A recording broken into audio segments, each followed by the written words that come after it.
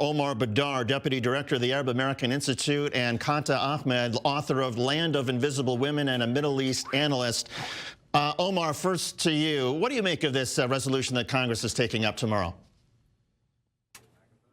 Well, the resolution is kind of absurd because what Ilhan was talking about is specifically criticism of the Israeli government's mistreatment and atrocities that are committed against the Palestinian people, atrocities that are documented by every major human rights organization, including Amnesty International and Human Rights Watch, and even Israeli human rights organizations, and essentially a critique of people who are pushing for that support in the U.S., for U.S. support for these crimes.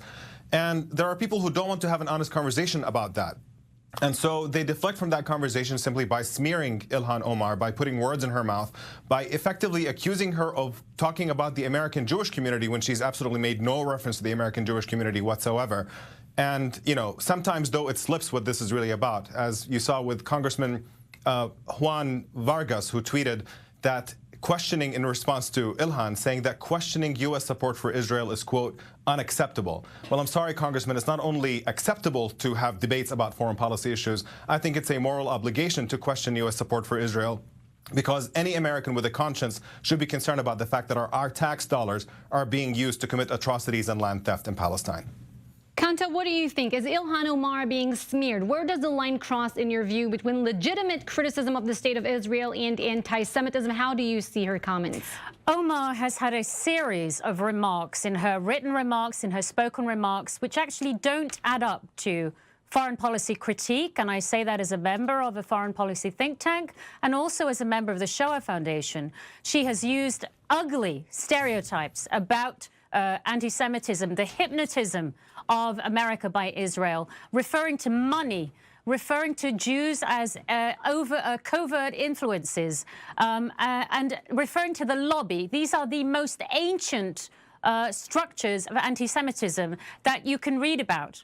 Today, citing anti-Zionism is a clothing for much anti-Semitism. I actually agree with the other speaker. Every human rights violation in every country should be condemned, and we should work as a democratic society to challenge it. And I agree that that is something we should examine in Israel, just as we do in countries like Pakistan, where I'm from, or Saudi Arabia, or anywhere else. But Qanta, to the point you were making about Sorry, I know, but we can't just go on and on. I want to focus the conversation a little bit, because Ilhan Omar, she has said specifically when asked about this, she was not saying anything anti-Jewish. She was simply criticizing the U.S. relationship with the current government of Israel, Benjamin Netanyahu. That is not her sole remark. That is not her sole remark. That is what she has said when she was asked about this. Excuse me. That is not her sole remark. Additionally, as soon as she is exposed as an anti-Semitic as a person who endorses, who engages with anti-Semitism,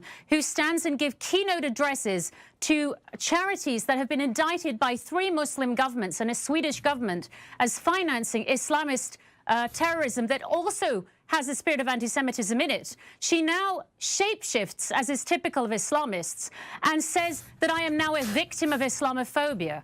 As a Muslim, I find that repugnant. As a Muslim who's raised money for Palestinians in the Palestinian territory at the request of Hadassah Hospital, a Jewish hospital, I find that repugnant. And as a Muslim combating anti-Semitism, that is repugnant. The resolution, I agree with Omar. I agree with Omar.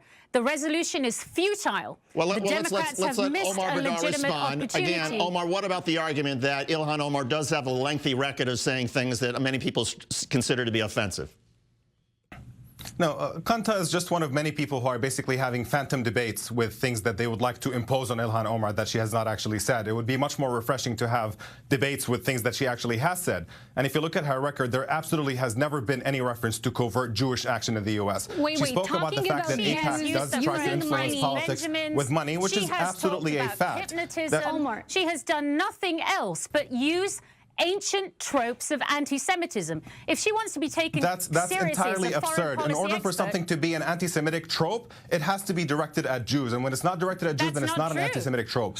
Calling out the fact that AIPAC uses money to influence politics is simply a fact. You can go to AIPAC's own website and look at the fact that they tell people that in order to join their congressional club, they have to dedicate thousands of dollars every election cycle to pro-Israel candidates. This idea that every other lobby we're allowed to talk about the gun lobby, that we're allowed to talk about the oil lobby, And the We're fossil allowed to fuel talk lobby, about- but only the Israel lobby we're not allowed to talk about. It's completely and That's not utterly true. absurd. That's absolutely not true. She attacked American Jews. Ilhan, for example, she calls attacked for a boycott American of Saudi Jews for Arabia. having Does that mean she's dual loyalty anti-Muslim? to this nation. That is not true, and I will She never have said my anything about say. American Jews having I will dual have loyalty. my You are say. making this up. I mean, just have the decency. not. Can you I'm cite it? absolutely not. When did she say that Jews have dual loyalty to the U.S.? When did she say She that? said she questions citizens I who challenge have you to dual produce loyalty a single to the fact United that she States. made that reference. She said What did she say? She said that she challenges those citizens who have dual loyalty and conflicted loyalty to the United States. That is utterly, utterly ridiculous. She It has has never been made that widely comment. You know, if published. you're And by the referring to way- the, if you, it is. I was at the event where she was speaking. I was standing a few feet away from her, and she was making a reference about the fact that people were putting pressure on her to have some kind of allegiance to Israel in order for her to serve in Congress. It was not a reference to the American Jewish community. That's not true. And frankly, when you look at Ilhan members of Omar Congress like pledges Juan allegiance Vargas to Israel. demanding that she Listen, not question the the other relationship with Israel, speaker- then you can see that this is where this comes from. Excuse me, I'm going to take my airtime. I am not going to stand here and By be all called means. a liar, which Yes, is what but just you're try doing. not to insult the Instead audience of by telling them attacking things the that are not ideas. true. You are attacking the ideas. This woman is polarizing.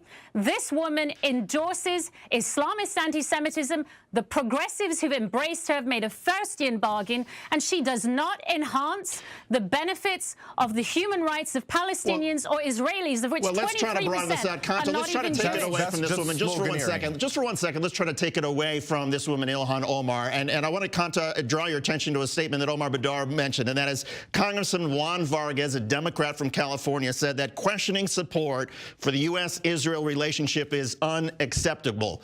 Do you agree or disagree with that? No, I think every relationship the United States engages in with a foreign nation is up for scrutiny. It's up for intellectual scrutiny, it's up for financial scrutiny, it's up for political scrutiny. But that is not her spirit.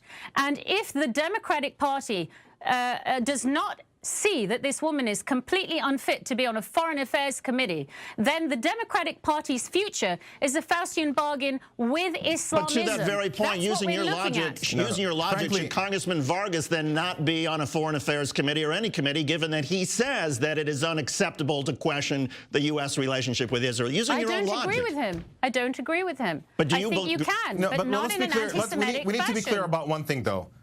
We have to be clear about the fact that this is not a genuine concern about anti-Semitism by those who are smearing Ilhan Omar. Because Donald Trump, meeting with the Republican Jewish coalition, said that they like to control politicians with their money, and this is why they're not going to support him. But you don't see that level of outrage, that's because also this is not a genuine distracting. concern about anti-Semitism. This is an attempt at closing the debate about Israel, because what we have right now is unconditional U.S. support for Israel, diplomatic and military, while Israel is carrying out massive atrocities against the Palestinian people, and it is time to change that. And if you're going to talk over me, I will do the same over you. I have dedicated 4 years and thousands of dollars to fighting anti-Semitism that you have the floor all by myself. yourself. We certainly can have an exchange on here.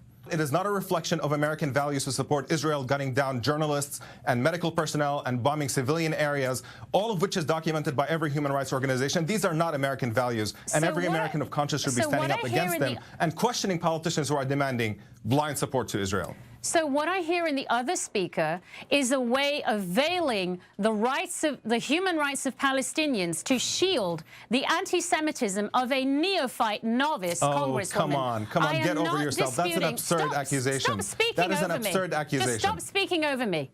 For God's sake, so you just want to listen accuse for me of shielding moment. anti-Semitism, and then you want to get away with that scot-free? No, I am combating anti-Semitism. There's nothing more contemptible than to trivialize anti-Semitism. Anti-Semitism is a real serious problem. And to trivialize it by throwing it around at people who are standing up for Palestine. We got to end this here. Omar Badar, Deputy Director of the Arab American Institute, and Qanta Ahmed, author of Land of the Invisible Women and Middle East Analysts. We thank you both for coming on and doing this.